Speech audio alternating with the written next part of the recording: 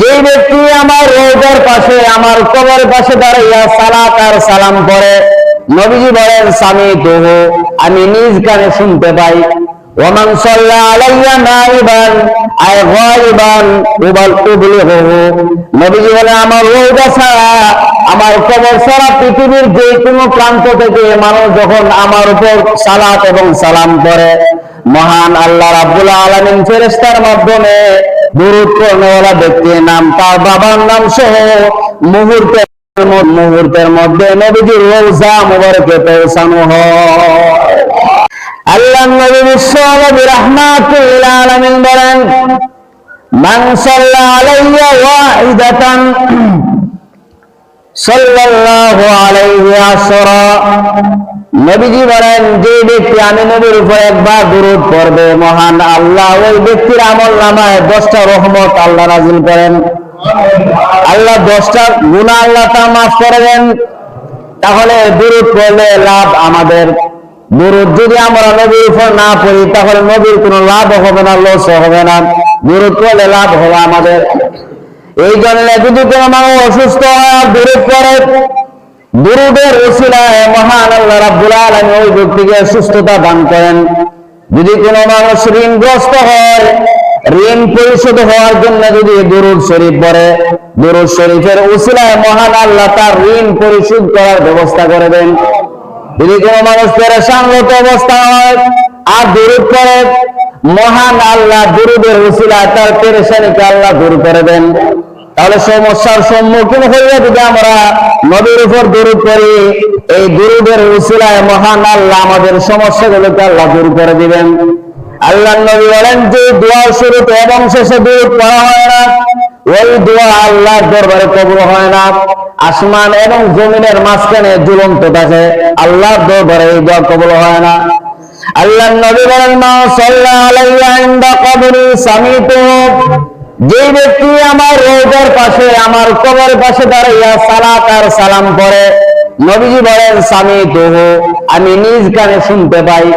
Oman সাল্লা আলাইয়া নাইবান I গায়বান উবলিহু, নবীজি বলেন আমার রওজা ছাড়া আমার কবর ছাড়া পৃথিবীর যে কোনো প্রান্ত থেকে মানুষ যখন আমার উপর সালাত এবং সালাম করে, মহান আল্লাহ রাব্বুল আলামিন ফেরেশতার মাধ্যমে দুরূদ পড়নেওয়ালা ব্যক্তির নাম, তার বাবার নাম সহ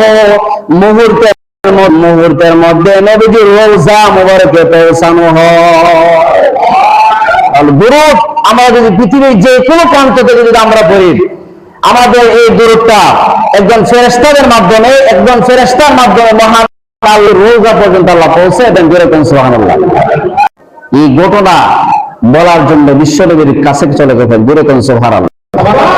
আল্লাহ নবীর কাছে গিয়ে বলেন, ইয়া রাসূলুল্লাহ, হাবিবাল্লাহ, ও আল্লাহর নবী, বাজার থেকে বড় একটা মাছ কিনছিলাম আপনাকে খাওয়ানোর জন্য, দাওয়াত খাওয়াবো। কিন্তু দুঃখের বিষয় হলো এই মাছটা চুলার মধ্যে দিলে আগুন থেকে এই মাছ লাফ দিয়ে পড়ে যায়, মাছটা তো পাক হয় না, সিদ্ধ হয় না। আল্লাহ নবী ডাক দিয়ে সাহাবী শোনো, এই মাছকে দুনিয়ার চুলার আগুন কেন, জাহান্নামের আগুনের মধ্যে ওই মাছটাকে সিদ্ধ করার জন্য দেওয়া হয়, জাহান্নামের আগুনে ওই মাছটাকে সিদ্ধ করতে পারবে না। আল্লাহ নবীকে সাহাবীরা বলেন, ইয়া রাসূলুল্লাহ, কেন, এর কারণটা কি? এই মাছকে কেন জাহান্নামের আগুনে সিদ্ধ করতে পারবে না? আল্লাহ নবী ডাক দিয়ে বলেন, সাহাবীরা রে, ওই মাছটার ভিতরে দুরূদ শরীফ রয়েছে, ওই মাছের ভিতরে দুরূদ রয়েছে। দুরূদের সম্মানার্থে ওই মাছকে দুনিয়ার আগুন কেন, জাহান্নামের আগুনে ওই মাছটাকে সিদ্ধ দিতে পারবে না।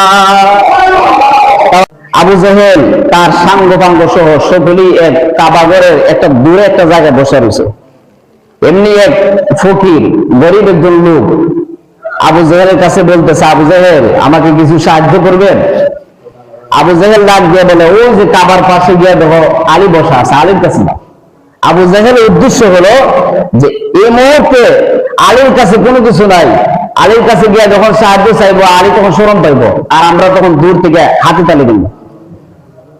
ওই লোকটা যখন আলীর কাছে গিয়ে বললো, আলী, আবু জেহেল আমাকে আপনার নিকট পাঠাইছে কিছু সাহায্য দেওয়ার জন্য। হযরত আলী রাদিয়াল্লাহু তাআলা মনে মনে ভাববেন আমার হাতে তো কোনো কিছু নাই, এই মুহূর্তে কি করে ওই গরিব লোকটাকে আমি কি করে সাহায্য করি। এমনি হযরত আলী রাদিয়াল্লাহু তাআলা আনহু উনি দুরূদ পড়ে উনি ওই গরিব লোকটা হাতের মধ্যে একটা ফুঁদা দিচ্ছেন আর বলছেন, যারা তোমাকে আমার কাছে পাঠাইছে তাদের কাছে গিয়ে হাতটা তুলবা। ওই লোকটা তখন চলে গেছে, আবু জেহেলের কাছে গিয়ে বলে, এই যে আবু জেহেল, আলী আমাকে দিছে বললে উনি যখন হাতটা তুলছে এমনি তাকে দেখে হাতের মধ্যে একটা মুক্তার দানা, জোরে কোন সুবহানাল্লাহ।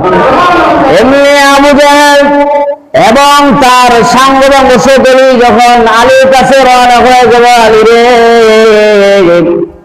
তোমার হাতে তো কোনো কিছু নাই আমরা জানি, কিন্তু এই দামি মুক্তার দানা কি করে এই বুজুর্গের হাতে তুমি দিলা? আশ্চর্য হয়ে গেছে।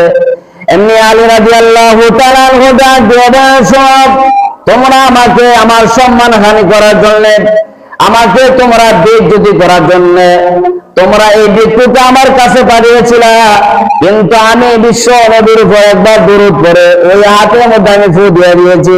ফু দেওয়ার সঙ্গে সঙ্গে এই দুরূদকে উসিলা করে মহান আল্লাহ এই দুরূদকে একটা মুক্তার দানা বানিয়ে দিয়েছে।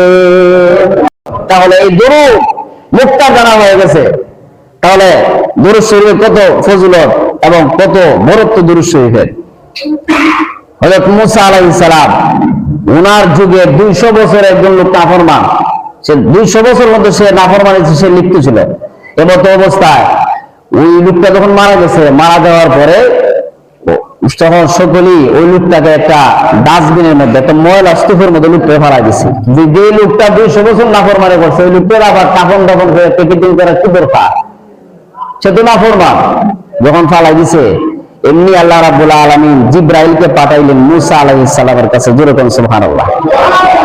জিবরাইল এসে বলেন, হে আল্লাহর পয়গম্বর মুসা, মহান আল্লাহ বলেছেন যে লোকটাকে এই ময়লার দিনের মধ্যে স্তূপের মধ্যে পাওয়ানো হয়েছে ওই লোকটা হলো আল্লাহর মায়ার বান্দা।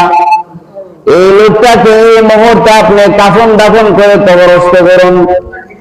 এমনি মুসা আলাইহিস সালাম বলেন, জিবরাইল এই লোকটা তো 200 বছরের নাফরমান, আল্লাহর মায়ার বান্দা হলো কি করে, প্রিয় বান্দা হলো কি করে, আমি তো বুঝতে পারলাম না।